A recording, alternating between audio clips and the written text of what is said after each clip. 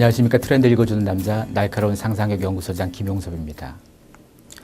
요즘 남자들 사이에서 많은 관심을 끄는 것 중에 바버샵, 그리고 명품 시계, 그리고 양말이 있습니다. 바버샵은 우리말로 이발소인데요. 하지만 요즘 등장하고 있는 이 바버샵 문화는 예전에 동네마다 있었던 이발소 혹은 이용원, 이발관이라 불렸던 공간이자 그 문화와는 조금 다릅니다. 전통적인 정서이자 남성적 마초성은 유지가 되지만 훨씬 세련되고 또 고급스러워졌습니다. 그리고 결정적으로 젊어졌습니다. 아저씨 같은 스타일을 만들어내는 곳이 아니라 좀 더 멋진 오빠이자 멋쟁이 신사를 만들어내는 곳이라고 해야 할 겁니다.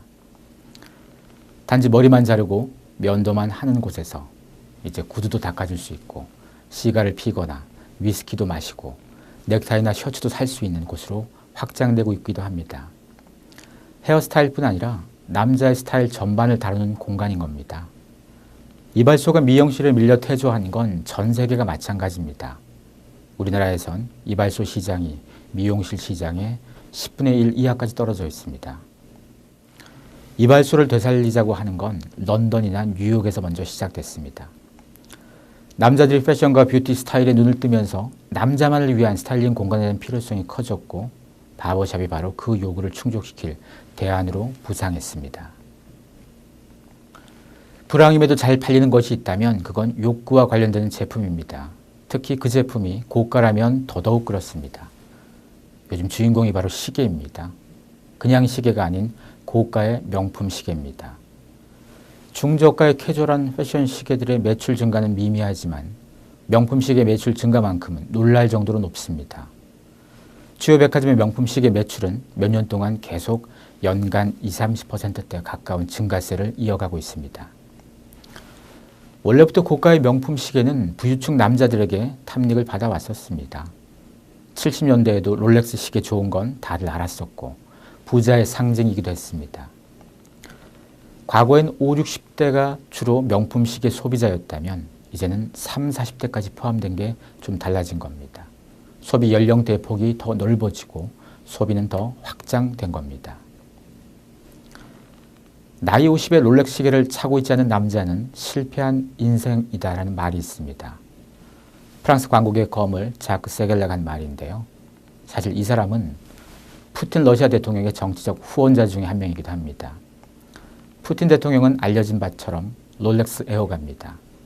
화려하고 고급스러운 롤렉스를 찬 이미지가 푸틴에게 서민이 아닌 부유한 이미지가 되어서 정치적으로 손해가 좀 되었었습니다. 당연히 이런 이미지를 공격하는 정치 세력이 좀 많았었고요. 하지만 롤렉스를 사치의 상징이 아니라 성공한 남자의 상징으로 러시아 대통령이란 최고의 성공한 자리에 있는 사람에게 롤렉스 정도는 사치가 아니다. 그 정도쯤은 할 수 있는 사람이어야 한다는 일종의 성공의 징표 같은 각인시키는 메시지를 만들면서 썼던 카피였었습니다. 영국 속담에는 멋쟁이는 벨트를 보면 알 수 있고 신사는 구두를 보면 알 수 있다. 그리고 멋쟁이이면서 신사인 사람은 시계를 보면 알 수 있다는 말이 있습니다. 그래서 남자들이 명품 소비를 할 때 순서도 대개 벨트에서 시작되어서 구두로 넘어갔다가 시계로 갑니다. 이게 갖춰지면 그 다음에 수트로 넘어갑니다. 요즘 남자들에겐 양말도 패션입니다. 그냥 대충 시커멓고 어두운 단색이만 하던 컬러에서 이제는 그린이나 오렌지 등 다양한 원색과 화려한 스트라이프 양말도 많이 신습니다. 양말 패션에 신경 쓰는 건 짧은 바지 트렌드의 영향입니다. 짧은 바지로 양말이 드러나다 보니까 신경 쓰는 건 당연합니다. 과거 세대의 수트 바지는 대개 발목을 덮고 신발까지 덮었습니다. 양말이 잘 보이지 않았죠. 그런데 수트에서 타이트한 핏이 수년 전부터 크게 유행했습니다. 예전에 넉넉한 수트보다 타이트한 수트가 훨씬 더 젊고 세련된 느낌을 줬기 때문인데요. 이젠 40대, 심지어 50대 일부까지도 타이트한 수트에 동참해서 아저씨에서 오빠로 넘어오고 있습니다. 타이트한 수트는 바지 길이에서도 발목을 드러내는 데 더 관대합니다. 구석구석 작은 부분까지 더 신경 쓴다는 건 수트와 구두 등 기본에 더 힘을 더 쉽게 만들어줍니다. 양말까지도 신경 쓰는 사람이니까 다른 건 오죽하겠습니까? 지금 당신이 만난 남자가 패션이나 소비 전반에 눈뜬 사람인지 알고 싶다면 고개를 내려서 그 사람이 신은 양말부터 확인해 보시길 바랍니다. 사실 스타일로 보자면 상대적으로 넉넉한 미국식 수트에서 타이트하고 짧은 이탈리아식 수트로 이동했다고 볼 수 있겠습니다.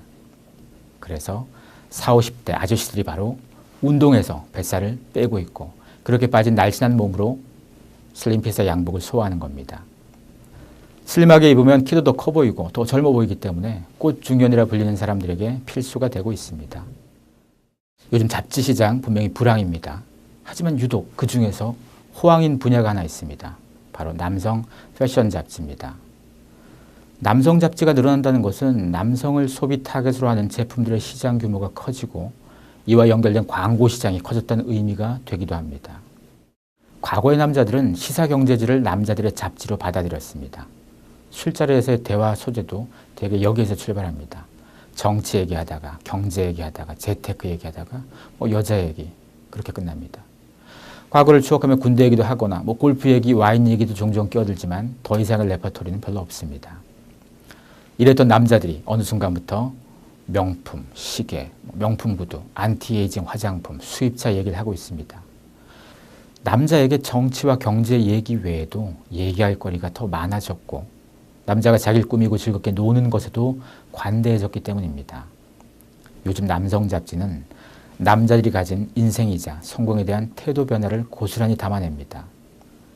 돈 많고 지위 높은 모범생 같은 남자가 아니라 좀 놀 줄 아는 남자, 인생을 즐길 줄 아는 남자를 지향하는 남자가 늘어나고 있는 것이 요즘 남성 잡지가 번성하는 이유이고 또 그런 남성 잡지 때문에 남자들의 성공에 대한 새로운 태도도 더 확산될 수밖에 없습니다. 남자들의 변신, 단지 외모와 스타일만의 것이 아니라 그들의 머릿속이 바뀐 겁니다.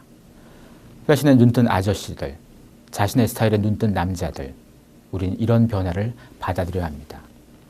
이런 변화를 받아들이는 기업은 새로운 소비 세력을 발견하게 됩니다. 트렌드 변화 중에는 개인적으로 이해하지 못하거나 받아들이지 못하는 경우도 꽤 있을 수 있습니다. 하지만 그건 개인적인 입장일 뿐 결코 그것을 비즈니스에서 고수할 필요는 없습니다. 새로운 기회는 늘 낯선 변화 속에서 시작되는 것이기 때문입니다. 지금까지 트렌드 읽어주는 남자 김용석이었습니다. 고맙습니다.